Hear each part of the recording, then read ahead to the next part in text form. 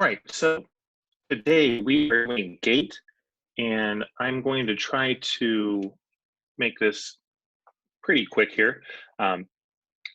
Primarily, if you can kind of see the top of the screen there, we're going to be doing a lot of looking at videos here. Usually this is a really interactive lab, so kind of sucks that it isn't. I got our special guest lecturer coming in here in a few minutes.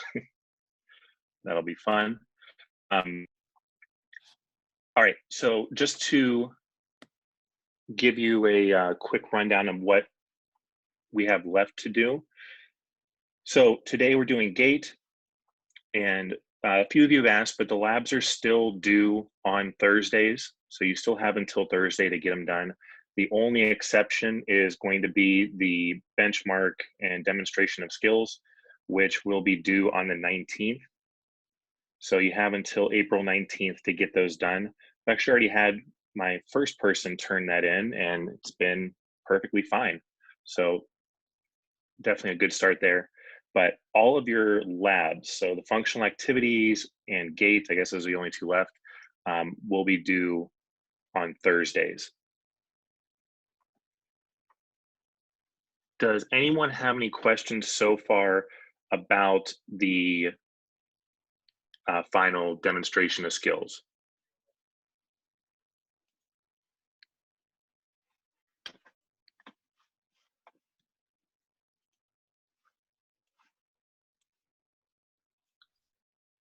How'd you like my homemade goniometer? It worked just fine.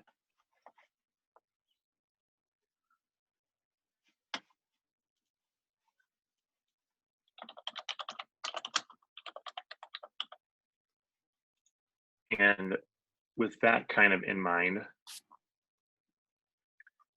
I actually wanted to show you this real quick.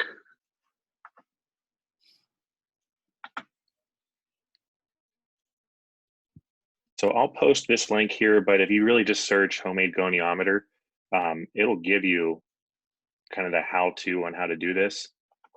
So if you don't have one and you don't want to buy one, I mean, even though they're pretty cheap, but at the same time, you know, don't overdo it with yourself there.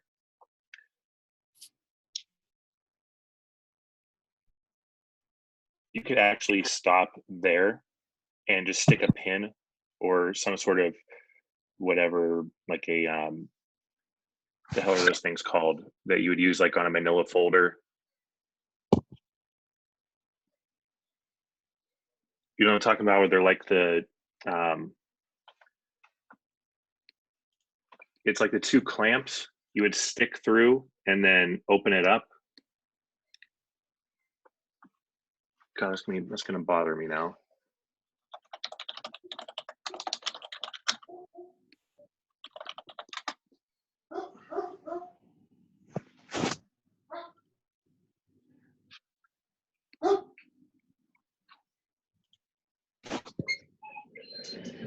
Okay, something like, well, not that.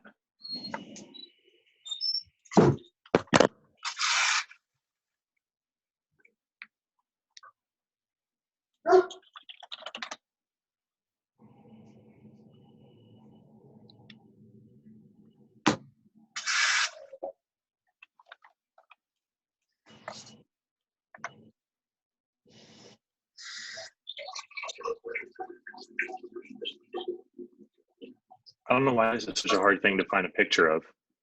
Probably because I have no idea what it's called.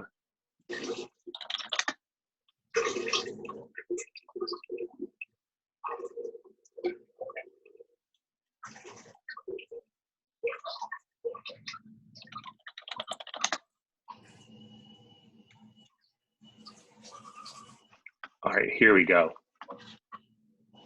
These things. So if you had something like this that would seal in, or like whatever, seal that together, that would really work well.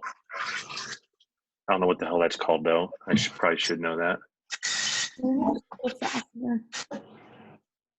But yeah, what they're saying to do here is to take your template and to glue that onto cardboard, cut out the cardboard, and then essentially fasten them together. But yeah, I'll post that for you guys on the class page here. But really, if you just go to YouTube and search for homemade goniometer, real simple.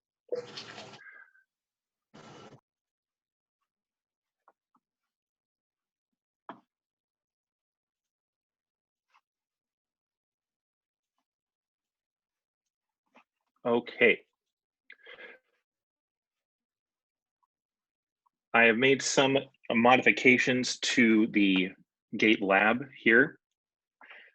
So pretty much, since you don't have partners, you're not going to be doing this with partners. If you really want to and want to get like your family members to do this with you, by all means, go for it.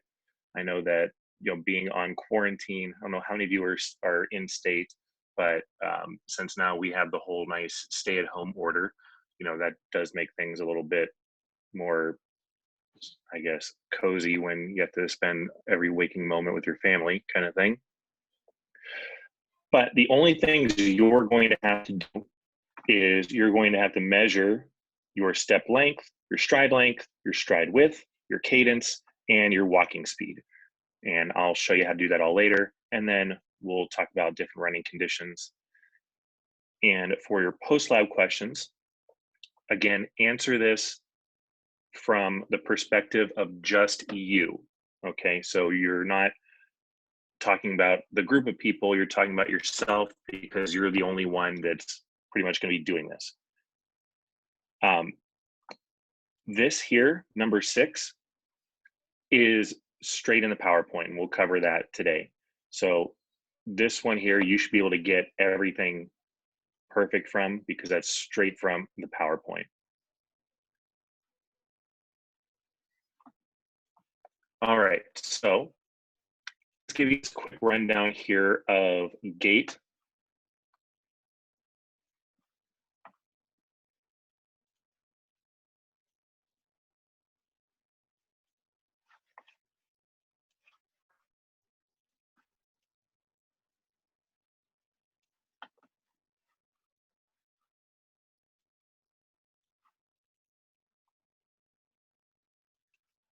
So I actually have a laptop issued from my other school, and everything had been working perfect with it.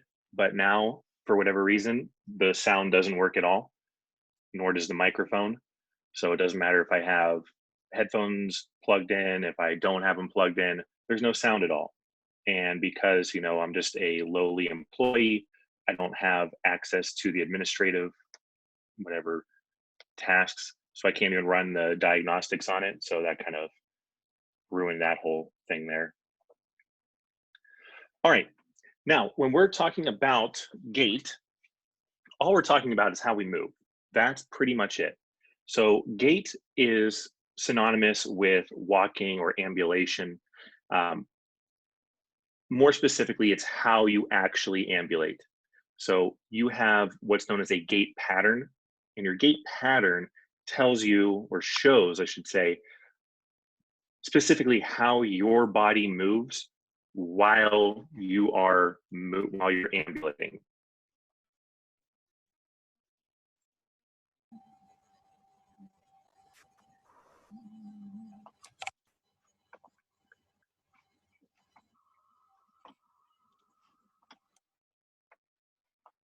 Now, the 4 kind of vocab words, I guess, you should know for gait are this stride, stride length, and step width. So if you are taking a stride, your stride is the time from when one foot hits the ground to when that same foot hits the ground again. So I'll show you that a little bit later, but that would be like if you're starting out in a normal, whatever, just standing up, and then you take a step with your right foot. So the very first point where your right foot, specifically your right heel, hits the ground is what starts your stride. When that right heel hits the ground again, that is your stride length. So the stride length is just how much distance is between the feet there. How long are you going to be? Oh, I can come get them. Okay. All right. So stride length, time between heel contact of the same heel. Step length is the distance between the heel of one foot to the other. So now if I just took that first step, so I'm standing straight up and then I take one step out, say with my right foot, I take my foot out, the distance between my left heel and my right heel is a step length. Unsurprisingly, your step length should be about half the distance of your stride length. If you have a varied step length, so if your step length is grossly different for both legs, that's typically saying that you have some sort of unilateral abnormality causing that to happen. So you'll have a different step length for both sides. So it's important that you measure both a step length where you step out with your right foot first and a step length where you step with your left foot first. And then your step width is just your horizontal distance between your heels. So if you're just standing straight up from the back of your heels going towards or to the distance apart from the back of both your heels, like the back of your middle of your heels, is your step width. Now, the easiest way to measure this is just to measure the distance between your Achilles tendons, just because that's the easiest way to give you just a middle line view. So you can try to measure, like pick out what the middle of your heel is, but the easiest way to do it is just to go Achilles tendon to Achilles tendon. That'll give you your easiest step width. When you measure true step width, what you would want to do is to take a step and then measure the width there. So you would mark off where your left foot placement is, where your right foot placement is, and then measure in between. And then you do the same thing on the opposite side. So you take then a step with your left foot forward, measure the distance between.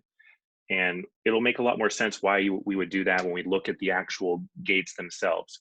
But primarily it's because if you are going to say step out, like so if you take a step forward and say you step outwards instead of in a straight line, that's going to change how your step width is affected.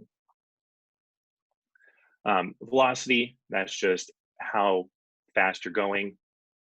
So you can usually you measure this in terms of like miles per hour or meters per minute. For the most part though, like meters per second is usually what you'll do. This is important when you do something like say a tug test. So for anyone that is going to be in physical therapy, your tug test is the timed up and go test, TUG. And this is what measures how fast essentially someone can walk. And it's used for usually the older population to make sure that they can walk fast enough to be safe. The main thing here is that if you're trying to say cross a street and the light gives you so much time to walk, you need to walk at a certain speed to be able to make sure you make it across in time. For a major intersection, so if you have a 8 or 10 lane intersection, such as like for me that would be like say 19th Avenue and Union Hills, you need to be able to walk at approximately 1.2 meters per second to make it across the street before the light changes. So that's why that's important. Cadence is just how many steps you take per minute. So that's pretty self-explanatory there. All right. Basics of gait here. So you have a total of 8 phases. You have 5 in a stance phase. If a stance phase means that you are on the ground. So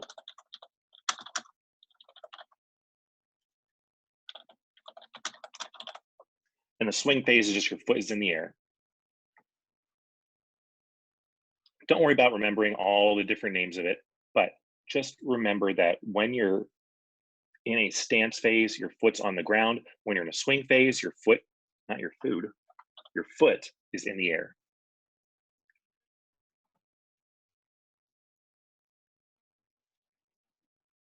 All right, phases of gait. So in this initial contact, You start a gait cycle when you take your first step and as soon as your heel or as soon as your foot more appropriately hits the ground. So that initial contact is the first time your foot hits the ground. Well, I'll show you the difference with like say using barefoot running versus shoed running, and we'll see how this changes. But for the most part, if you are running or walking with shoes on, your initial contact is going to be made by your heel.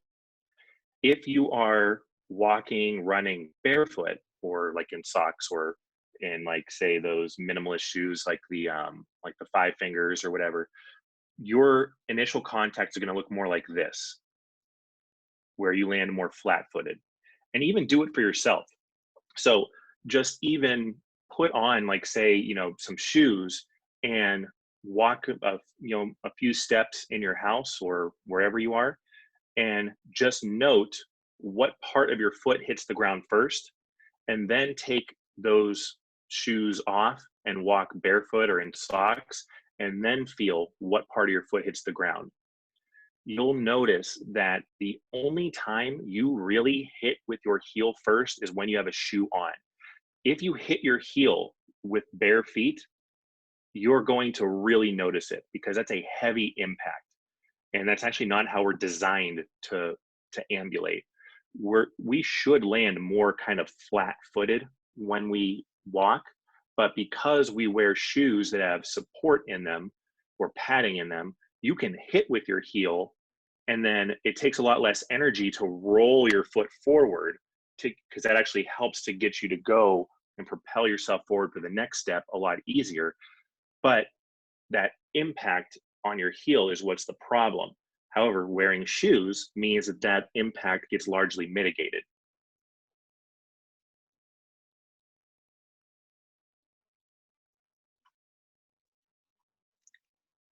So one whole cycle for gait is the same as a stride or a stride or a total stride, I guess you should say. So it's the time that one foot hits the ground until that same foot hits the ground again. So a gait cycle is also known as a stride.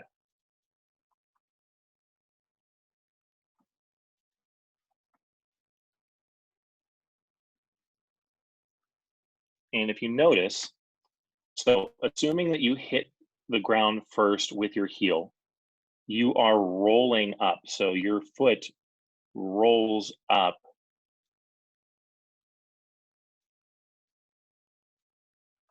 through each of these first 5 different cycles of gait. And then that helps you to propel your leg forward. If you land flat-footed, you don't have much momentum in terms of your foot going forward.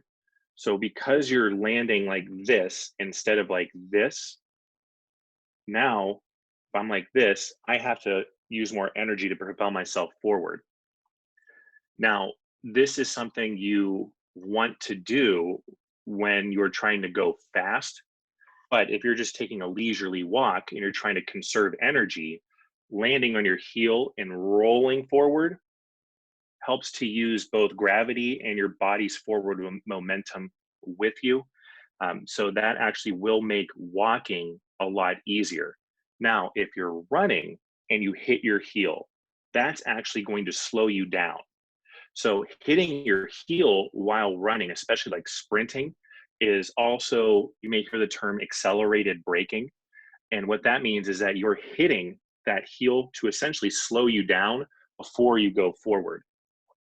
This is the kind of thing that you have to do, or you kind of have to modify even if you're running, say, downhill. If I'm running downhill, you want to either land on your heel or on your toes to kind of break you as you're going down. Because if you keep running full speed down a hill, eventually your speed of your upper body is going to exceed the speed of your lower body and you will fall over.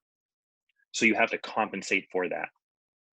And that's all because gravity is going to pull you down, whereas your feet are trying to go forward. So eventually you get to that point where those two intersect. And then as you keep going, your feet are going to go at the same speed roughly, whereas gravity will keep pulling you down. And that's when you essentially trip and fall.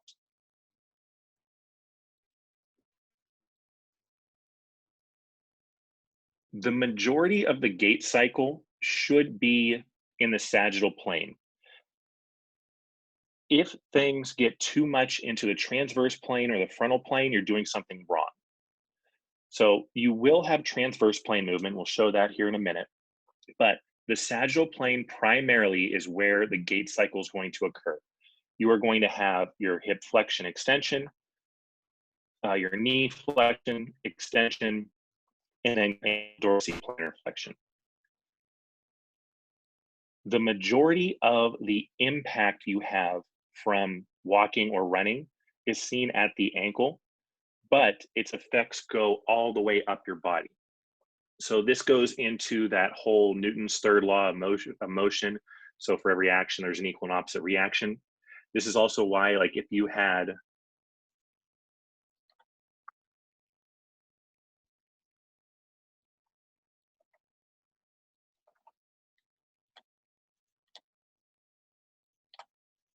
there we go.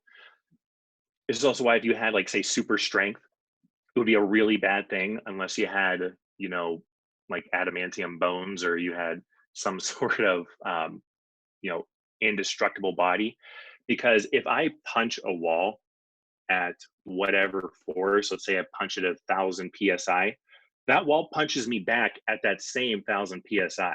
So if you just had your regular body, like a regular human body, but superhuman strength, and you hit something, it would break your bones because you get that same impact going back.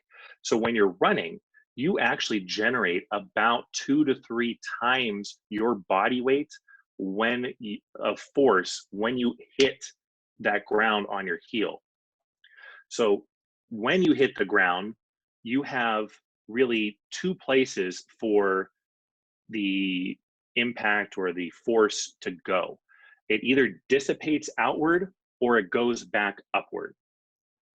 If you're running on, say, like grass, or let's say like a track where you have like the kind of spongy surface, a lot of that, like that soft-ish ground, is going to absorb a lot of that impact and dissipate it out, which is good.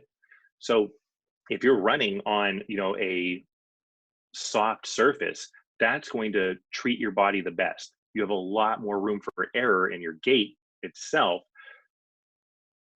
to really reduce the impact you have on your body.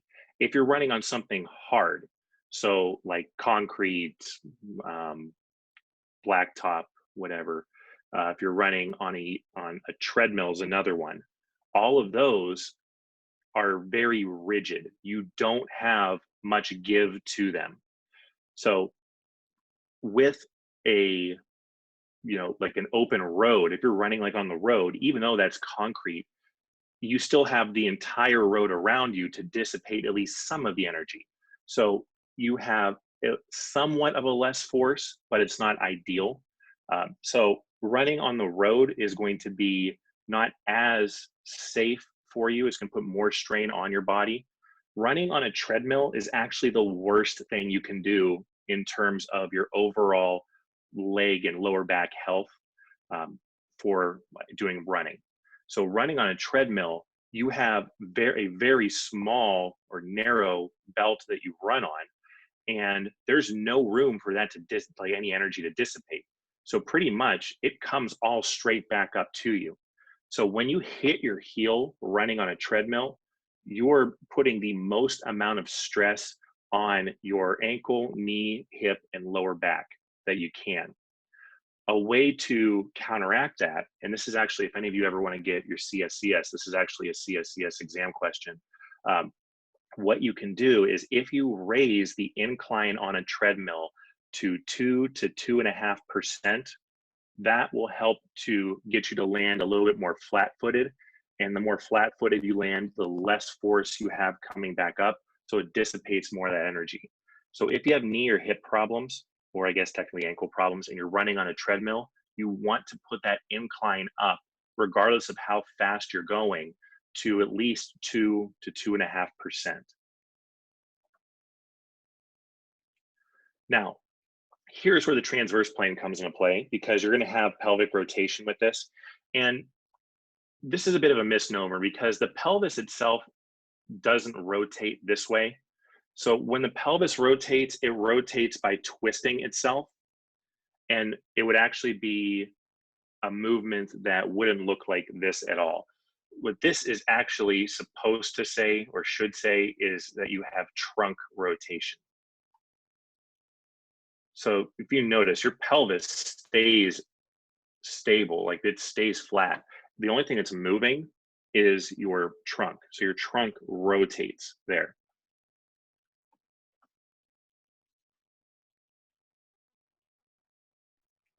And here's all your muscle activation during gait. So that's why I say that every single one of you should be able to get that absolutely correct, because it's right there. All right, now let's look at what gait actually looks like.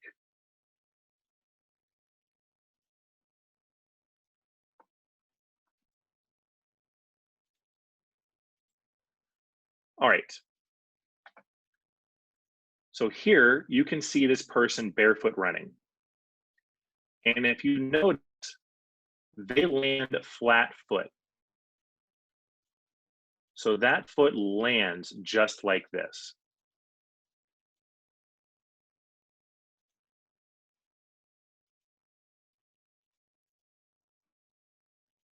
And you notice with the runner, with the shoe, they're landing, I'm actually assuming this is the same person, but when you land with the shoe, your heel hits first,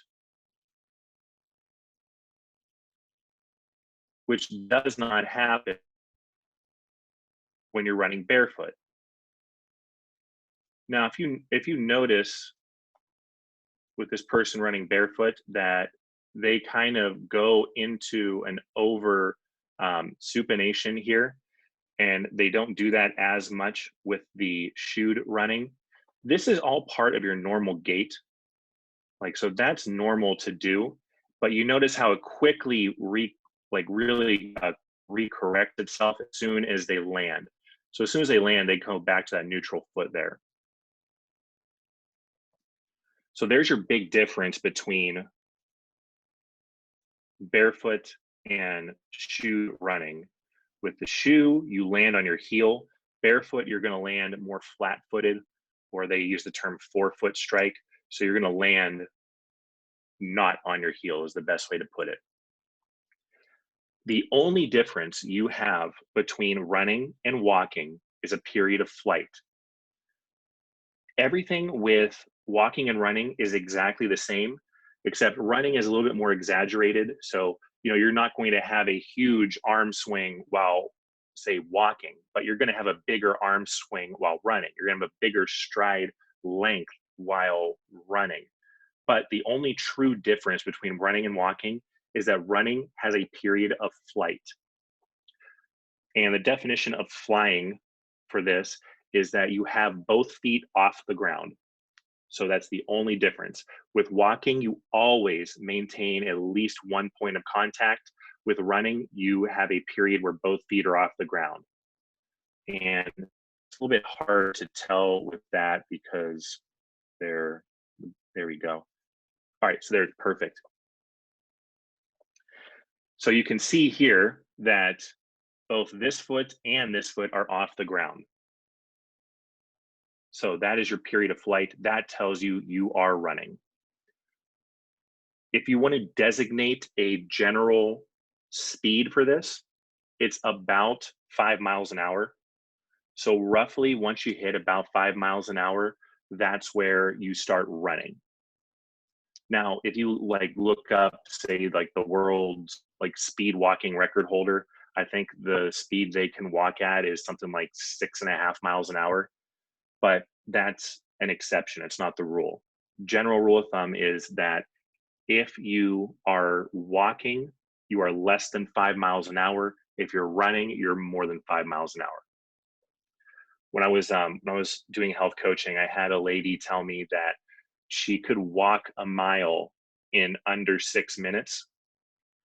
And I just kind of did the math for her and showed her, like, here's how fast that is. And her only response was, well, I just walk really fast. And this person was definitely not a speed walker, like competitive speed walker kind of thing. But if you're going, at a sub 6 minute mile, you're going round about 9 to 10 miles an hour. So I told her that she really needed to look into getting like sponsorship and going to, be a professional athlete, because she's probably the fastest person in the world. And once she got like that I was being sarcastic, she really didn't appreciate that. But yeah. Now, this next look here is how the pelvis tilts during running, or walking, I should say. Now, this is not, say, like the Trendelenburg gait, as we were talking about, but this is the frontal plane motion you have while walking. So your pelvis will have a lateral tilt when you walk. That's the frontal plane motion you have.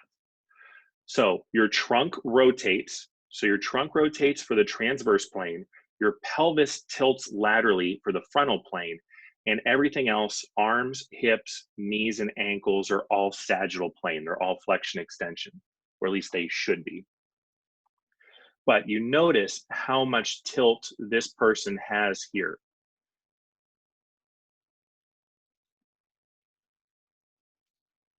So, I mean, you can see just how big that tilt is. Anytime you are experiencing a heavy, and by heavy, I mean a large pelvic tilt, you can see how that can potentially put strain on your back, because you're essentially curving the spine to the direction that the tilt is going. So the more lateral tilt you have, the more stress you're putting on your lower back.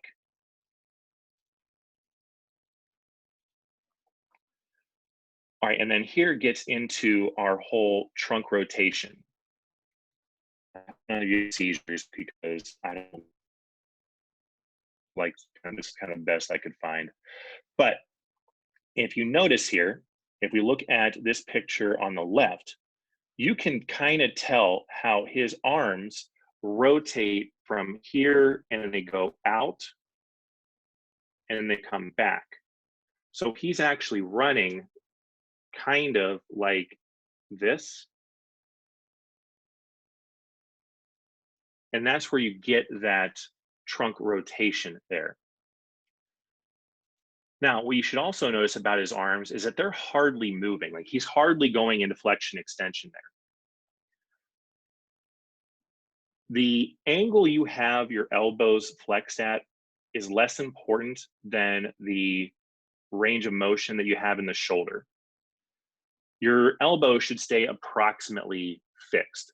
So you should be round about, ideal would be a little less than 90. So round about 80-ish degrees would be kind of like your ideal elbow flexion. With the shoulders, you want your shoulders to be going through a bigger range of motion. Whoops. He stops when his shoulder gets back to neutral. And that's okay if you're kind of just jogging, but this is going to really cap your speed. There's only two ways you get faster. You either increase your cadence, so you increase your step or stride frequency, or you increase your stride length. Those are the only two ways that you get faster. You have to move your arms in tandem with your legs, or else you can't do it. So as fast as your arms go are as fast as your legs go. If you don't move your arms fast enough, you're not going to be able to get your legs to run any faster. Now, speaking specifically about the trunk rotation, The more you rotate the trunk, so the farther this goes, the farther off-centered you are. There's always going to be trunk rotation when you do any walking, running, but the greater that rotation is, the worse off kind of it is for you in terms of efficiency, because now you have to overcorrect as you keep going. So it's like if you say were ever driving a car and you hit an ice patch and people like really, crank their wheel over to try to overcorrect, and then they keep swerving back and forth and back and forth. That's the same thing happening here, except on a much more controlled level. If you think about, if your car's swerving back and forth, how fast is it able to go? So you're going to have some correction. So you have some rotation at all times with the trunk itself, but the greater your trunk rotation is, the less efficient you are with running. So the more energy really you're wasting as you go. Now, one of the things that can happen when you are increasing trunk rotation, like I said, is you lose that efficiency. So you notice real big here how he is really moving his arms over, and that's caused by, that contributes to it too as well, but that is again showing that has that increased trunk rotation. The greater the trunk rotation, the less efficient the running is. On a side note, you notice how far out his elbows are pointed. This feeds right into it. If my elbows are pointed sideways, so if they're pointed outwards, and then I try to go forward, they have no choice but to go across my body. So ideally, you should be running with your elbows basically at your sides. So if your elbows stay at your sides, and then you can run with your arms in a straight forward back motion, you're saving energy and you're being much more efficient. Now, this here shows you what happens if you run with your hands on your back.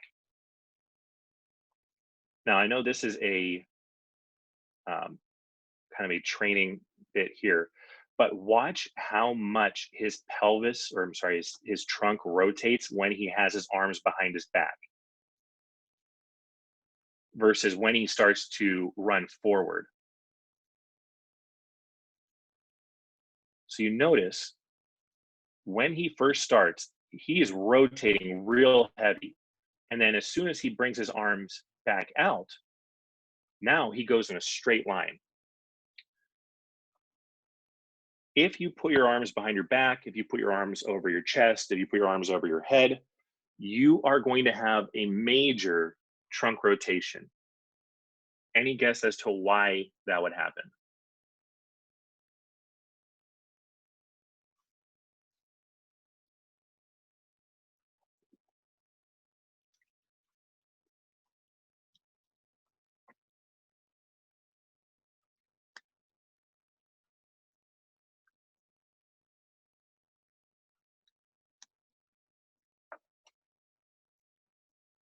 Okay, well, to all of you that figured out the answer, congratulations on being a great student. And for those of you that just want to enjoy the show, um, whenever you place your arms behind your back, cross your body up above your head, you have to rotate a lot more side to side so that you are going to stay on balance. You wouldn't be able to run in a straight line with your arms up around your head if you kept your trunk straight. Because when you take a step forward, you have to rotate your trunk. If I don't rotate more and I don't create essentially like a centripetal force to centralize my center of gravity, I have a very narrow window for where my actual gravity or center of gravity is, and I'll get out of that very quickly. So then you would end up either running with a lean, so you'd like be running like veering off, or you'd fall over.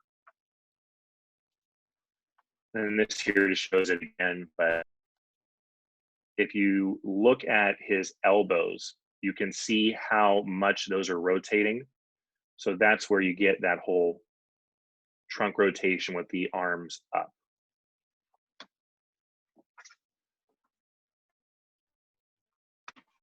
And the last thing I wanted to kind of talk about here was abnormal gaits. So you have 5 primary reasons why you would have an abnormal gait. So it's either going to be a neurological issue, muscle weakness, leg length discrepancy, joint or muscular limitations, or you have pain. With something like a neurological issue, that's going to be like, say, having a drop foot. Muscle weakness would fall into, say, like the Trendelenburg gait category. If you have a leg length discrepancy, this can be one of 2 things. What it means is that one leg is longer than the other. It can be caused from tight muscles, or it can be caused from a literal overgrowth of one leg versus the other. Typically, you're going to have a leg length discrepancy of greater than a ½ inch to see that affect gait. The joint and muscular limitations, that's say like if you had a joint replacement surgery, or you have like, say, osteoarthritis or osteoporosis, I guess any kind of arthritis really, something where your joints are going to be limited in the range of motion physiologically. And then pain obviously is going to change your gait. So I wanted to show you what those kind of look like.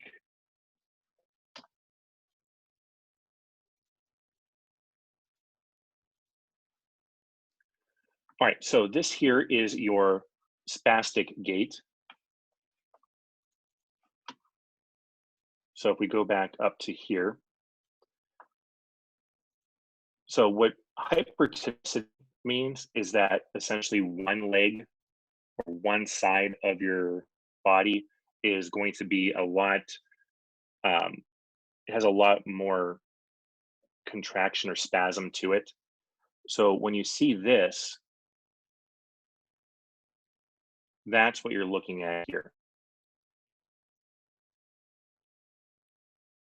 The main hallmark of this is the foot drag, and it's also going to be the swinging out of the lower leg.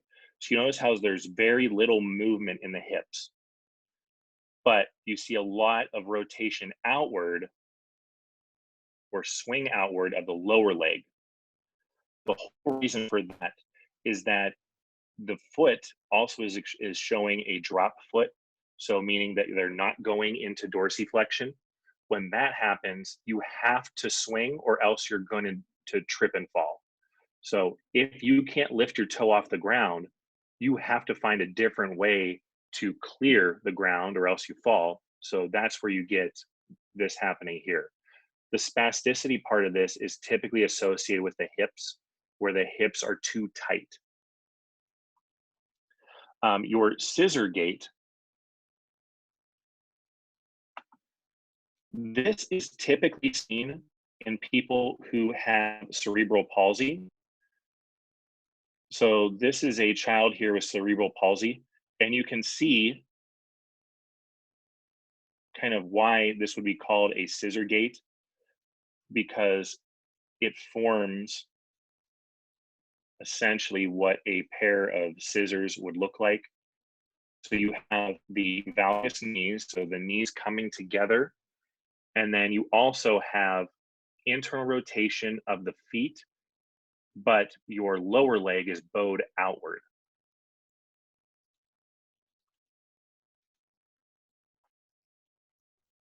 A lot of times with this too, you'll also see it, as this kid was pointing out there, that they're walking primarily on their toes.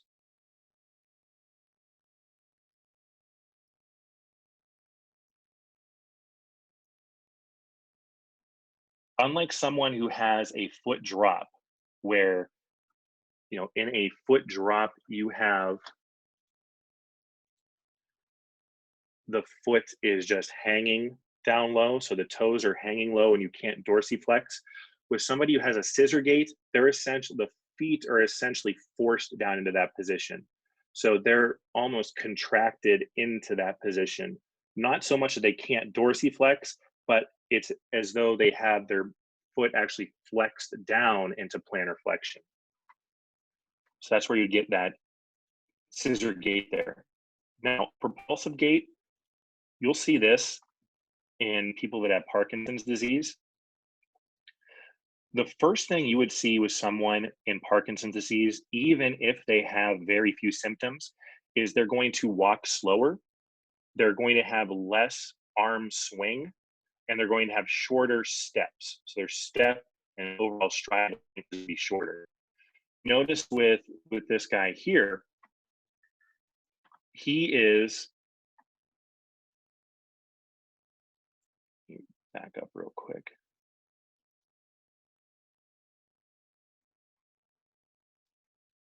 You notice how his arms hardly move at all. Very, very little movement.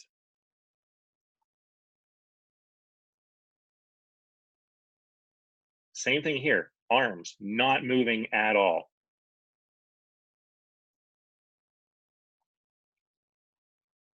The whole reason for that is that when you have the arms moving, when the arms move, that's going to propel you more forward. If I can't control my step length and I move my arms forward at a bigger range, that's going to force my body to go more forward. And if I have to take a small step to stay on balance, that's essentially going to cause my upper body to tip over. So that's why that you'll see them with their arms at their side or even slightly into shoulder extension, because it helps to keep their center of gravity more back in their body so that they don't propel forward. It's really just a compensation mechanism.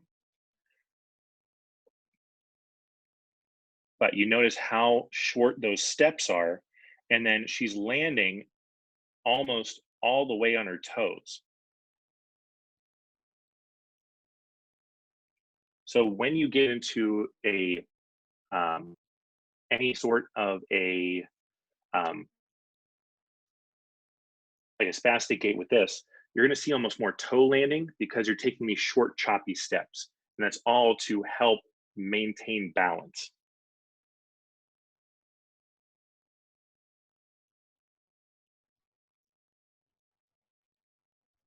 Now, this guy here is doing what's called a dual task. So his task is to walk while carrying a tray.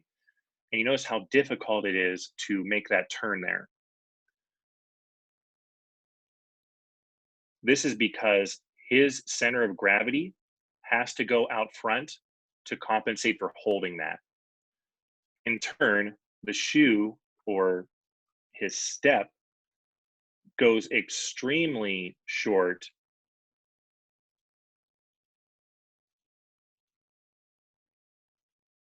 so that he can just maintain balance. Now, you notice though, when he first starts, he has a little bit better of a go at it, and that's because he doesn't have to make any rotational movements. He's just going linearly. When he has to rotate, now that's where it's very, very difficult to keep on balance.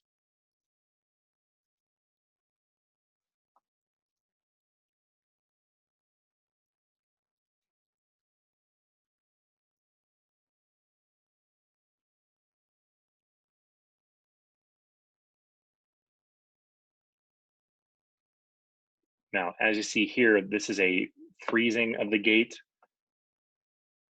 This is where essentially they're not able to walk, not so much that they're not able to, but their balance is so poor that instead of trying to go up and walk, knowing that they're probably going to fall over, you just hesitate to go. So that's where you would see something like that.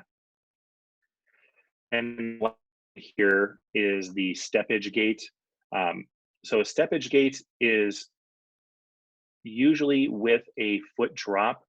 You may also hear the term a slapping gait, or this is also kind of colloquially known as a diabetes gait, because if you have peripheral neuropathy or diabetic nerve pain, it'll cause your feet to be numb, which in turn will make it less easy for you to, or I guess more difficult for you to dorsiflex.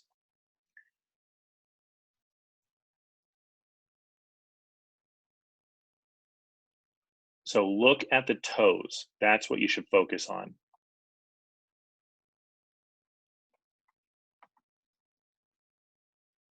You notice the toe barely leaves the ground. So two things are happening. The first is that you have a shorter step length. The second is that you're going to have more hip flexion to help clear the foot. And then you're also going to get more of a lateral tilt on the pelvis to further assist with that. So this is primarily caused again from a foot drop. So where the foot, your tibialis anterior is typically paralyzed. So your foot just hangs down there. And it's kind of just like, having a dead foot. The way you get that back up without an assistive device is by increasing hip flexion. So your hip flexes higher to get your foot up. And then you'll do a little bit of a lateral tilt so that you have more clearance there to go forward.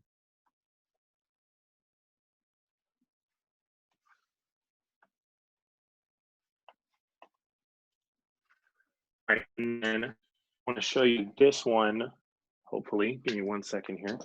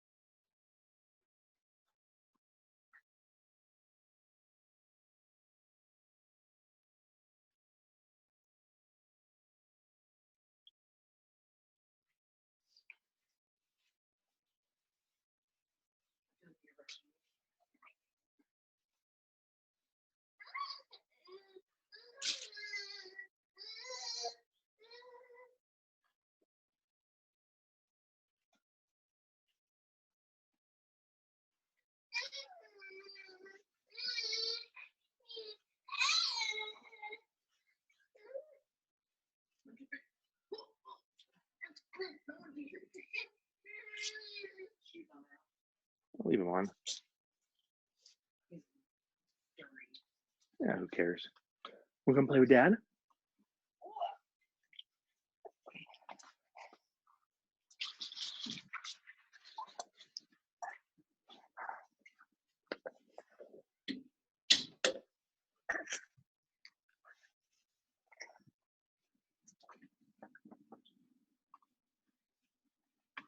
All right, sorry about that.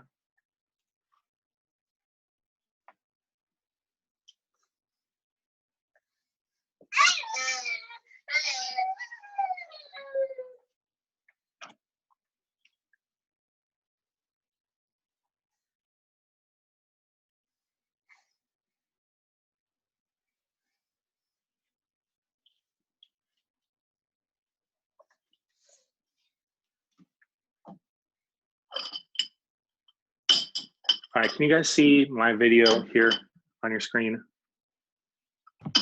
Yeah. Okay, perfect. All right, here, don't play with that. Okay, so waddling gait. Here, we got our nice little participant here. So if we look, come on, come on. All right, so you notice how to be able to really walk there.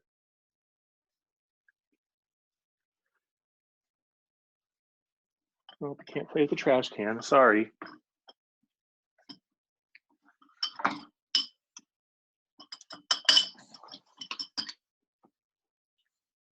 Don't fall over. To be able to walk as a small child, you don't have the greatest knee flexion, so you have to go out into more of a swinging hip flexion movement here. Come here.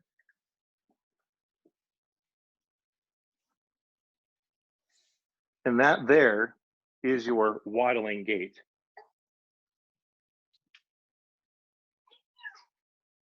Yeah. Who is that?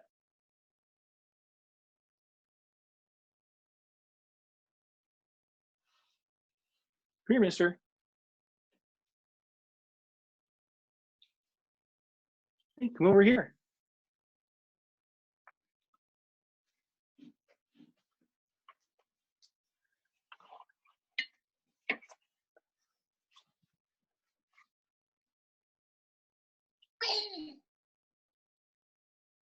Come here. So if you notice, the knee flexion is very, very limited, which is perfectly normal for a 1-year-old. Although I guess technically he has turned 13 months on Sunday. All right, so there is your waddling gait to finish all that out. All right, good job, buddy.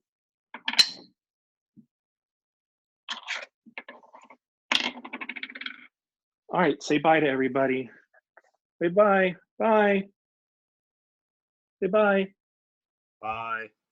Bye. Oh, now he's waving. Now you're waving. Okay, there you go. Wave bye. All right, go find mom.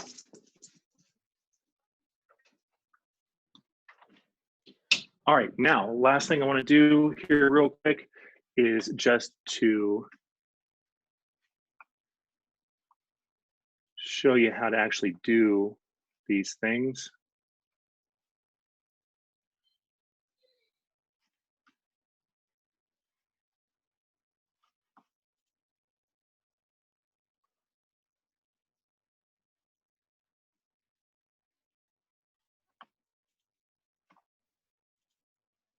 Okay, there we go. All right. So step length here.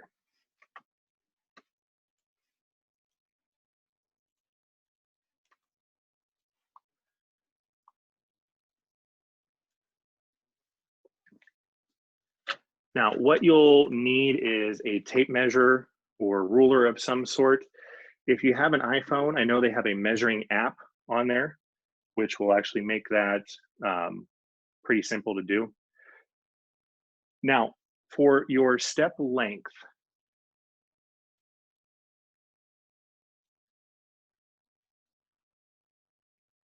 what you would want to do is you're starting out wherever, and you would want to mark that off. So let's just say right here. And then all I'm going to do is just take a full step with my right foot. I'm going to mark off the heel again.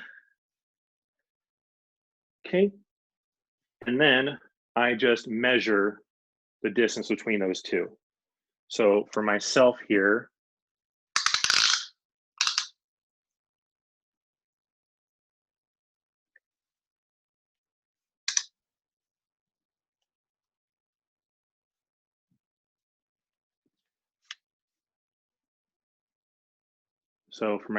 I have a step length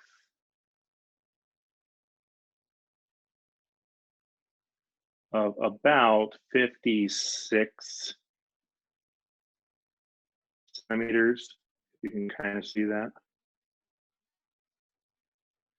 So I would encourage you to measure these in centimeters because you're going to change your measurements into meters. All right, so that's my step length. I would want to do the same thing except with my other foot as well.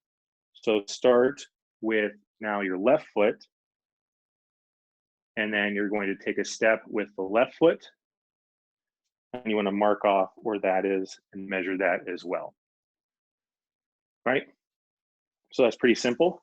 Now, when I do my stride length, again, I'm going to mark off where my back of my heel is. And now with my stride length, I am going to go opposite foot. All right, so I'm going to lead now with my left foot when I'm reading my right side. So it's weird when you got to kind of set yourself up like that. So step with my left and then step with my right. And then where my right foot or right heel is, I mark that off. And then I would just measure the distance between those two. And that gives me my stride length for my right side. If I want to measure stride length for my left side, I start out by marking off where my left foot is.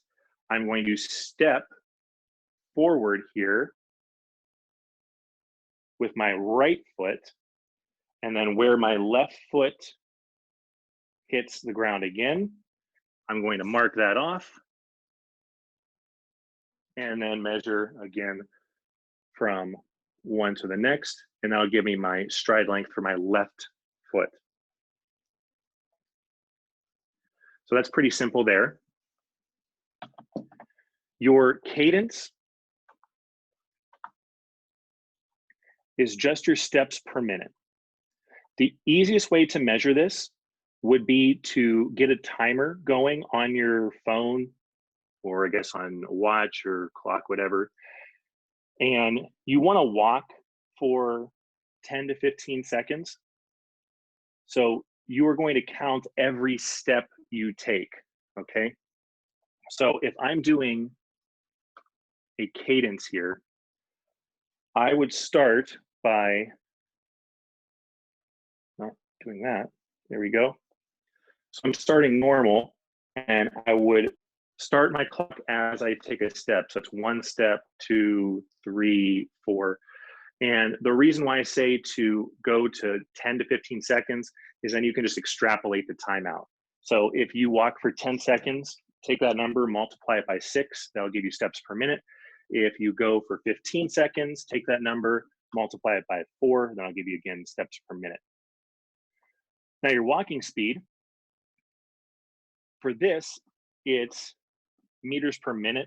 The better measurement really is meters per second, but it's fine just doing meters per minute. What you would want to do with this is the easiest way, I guess, to do it is similar to how you would do cadence. Now, with this, with doing my actual walking speed, what I want to do here is I would want to start out by marking off wherever I start. And then I want to walk for a given time. So say I'm going to walk for 10 seconds, okay? However long I make it in 10 seconds, I'm going to mark that off and measure the two. Okay, so I have my distance there. That's how many meters I went in 10 seconds. And then I'm going to just multiply that by 6 to get meters per minute. That's probably the easiest way I would tell you to do that.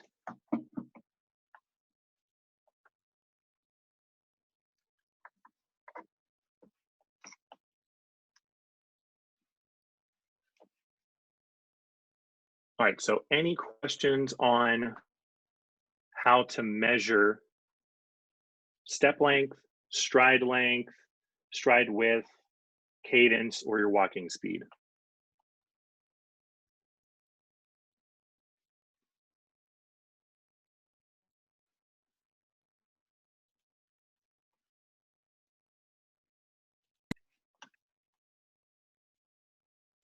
I think we're good. All right, great. And then last thing here with just the running bit.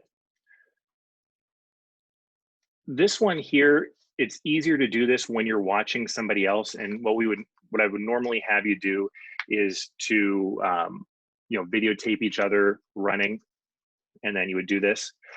So what you can do for this is take a YouTube video. So let's say, I don't know, just pull this up here and just put in whatever that video is that you're doing. And then you're just going to describe what you see with each of these. Now, granted, this wouldn't work because it's walking, because you want somebody that's running. But you want to have somebody that's running. Instead of saying a slightly faster speed,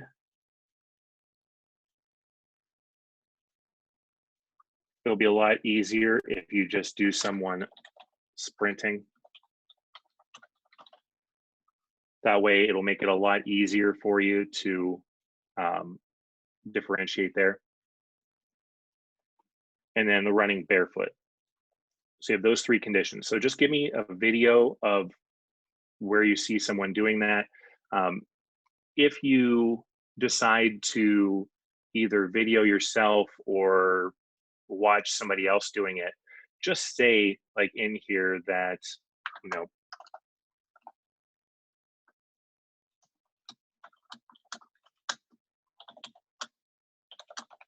something like that. So for the running condition, what I want to know is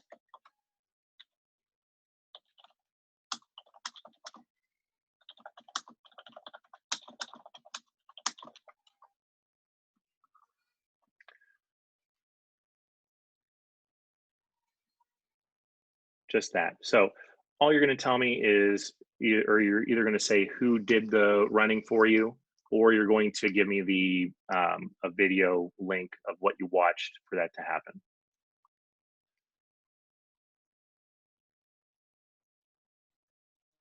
All right, so again, what you're turning in, your step length, your stride length, and you want to make sure you include your right foot and left foot for each of these.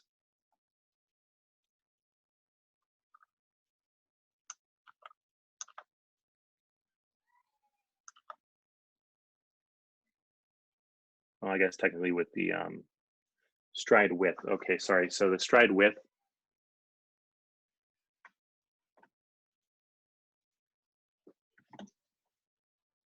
real quick, I would just measure, like I said, the distance from here to here. Yeah, I was teaching the foot and ankle lab yesterday, and I only have Sharpies, so these stay on me for a while. All right, so that's just your stride width. Ideally, you would measure it after you take a step, because then that gives you truly what your stride width is. But you can do it as a static measurement because that'll just be more practical for everyone to do.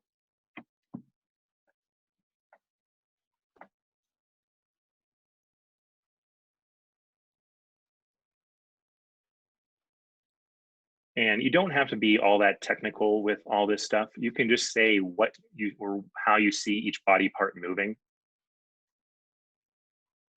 And then there's that. So pretty straightforward. But yeah, that's everything new I have for you there. So if you guys have any other questions, I will stick around until you all leave. If not, I will see you all next week. So next week we will be finishing up with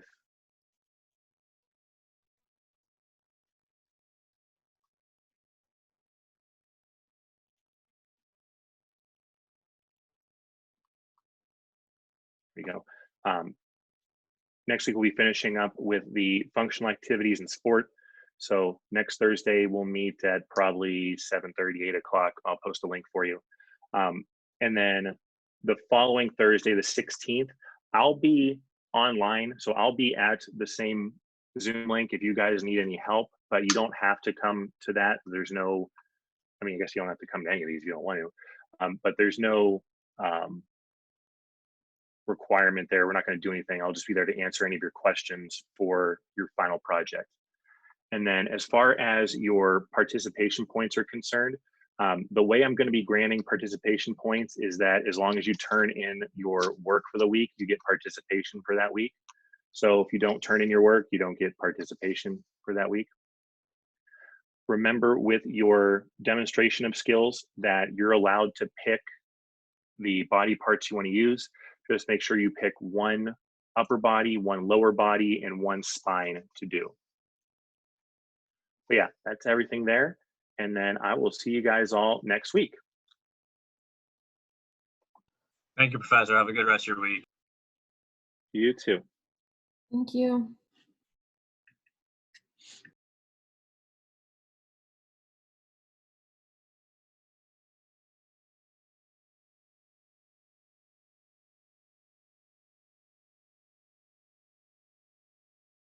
I have a quick question with the lab. The last question says the 7 phases of the gait, but in the PowerPoint there's 8. Do you want us to do 8 or remove one? Yeah, you can just remove one. So yeah, I know that. Which one should we remove then? Yeah, I know that doesn't really help you too much here. So with this here,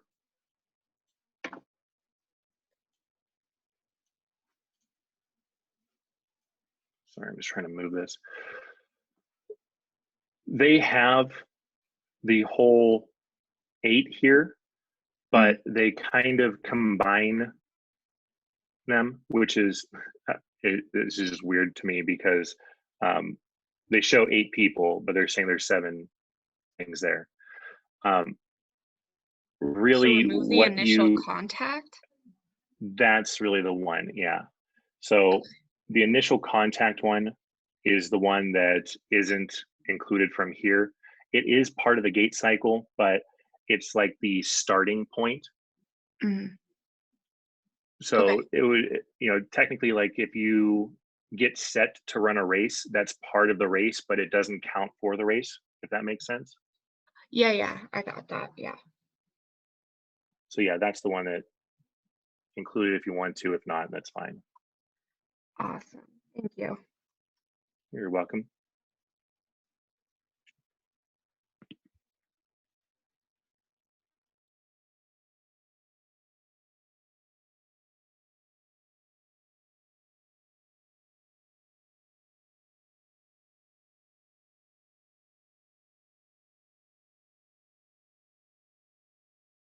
I got a quick question about the video. Yeah. Do you want it, or is there a way that you can open it up in the Dropbox just so do you need something in the Dropbox if we like emailed it to you or texted you? No, you don't have. You don't have to. Yeah, you don't have to turn anything if you, whatever, text it or me or whatever, send me the link or whatever. Yeah, you don't have to worry about putting anything in the Dropbox. Cool. And then you'll just put them all in at the same time, I'm guessing. What do you mean? Like the grade for it? Oh, yeah. All right, perfect. Thank you. You're welcome.